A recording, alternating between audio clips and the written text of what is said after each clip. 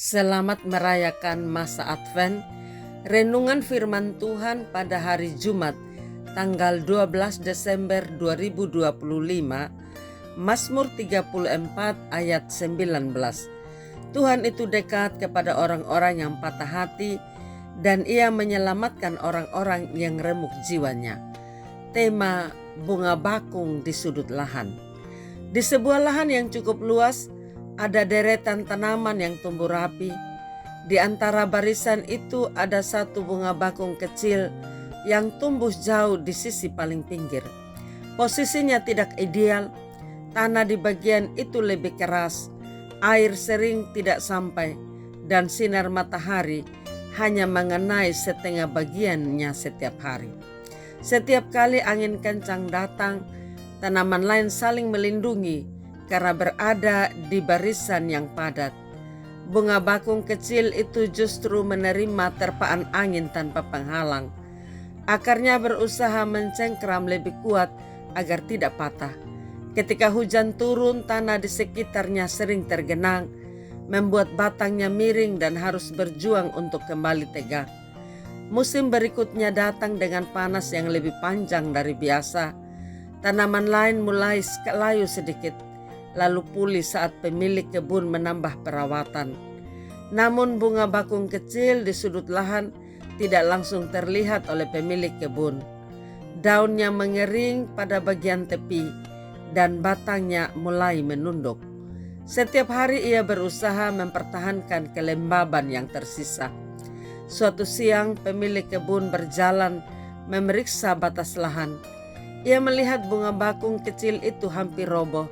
Ia heran karena tidak pernah menyadari bahwa ada tanaman yang tumbuh di pojok tanah yang keras itu. Ia memperbaiki posisi batangnya, melonggarkan tanah di sekelilingnya, dan mulai menyiraminya secara teratur. Bunga bakung itu tidak langsung pulih. Beberapa hari pertama hanya menunjukkan sedikit perubahan. Namun perlahan daunnya mulai kembali hijau dan batangnya berdiri lebih stabil. Ketika akhirnya bunga itu mekar, bentuknya tidak sebesar tanaman lain di tengah lahan, tetapi warnanya lebih pekat. Kelopaknya tampak kuat, walaupun pernah berkali-kali diterpa keadaan yang tidak ramah. Pemilik kebun memperhatikan perbedaannya, dan baru menyadari bahwa tanaman itu bertahan di tempat yang paling sulit.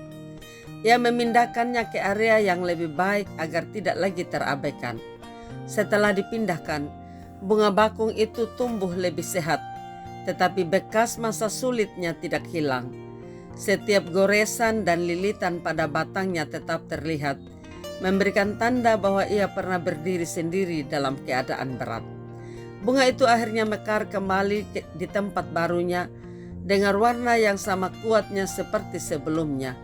Tidak ada yang tahu berapa banyak musim yang telah dilewatinya di sudut lahan itu. Namun ketekunannya meninggalkan kesan bagi setiap orang yang melihatnya. Bunga bakung yang tumbuh di sudut lahan menggambarkan keadaan banyak orang yang merasa berada di tempat yang tidak ideal. Ada yang berjuang sendirian, merasa kurang terlihat, atau berada dalam situasi yang tidak pernah mereka pilih. Kondisi ini melelahkan dan kadang membuat seseorang bertanya, apakah Tuhan memperhatikan? Tuhan tidak pernah luput melihat perjuangan yang dilakukan dalam kesunyian, air mata yang tidak disaksikan siapapun, dan langkah kecil untuk tetap bertahan berada di dalam perhatiannya. Bunga bakung itu akhirnya ditemukan dan dipindahkan ke tempat yang lebih baik. Prosesnya tidak terjadi seketika, tetapi berlangsung dengan pemeliharaan yang sabar. Tuhan memperlakukan anak-anaknya dengan cara yang sama.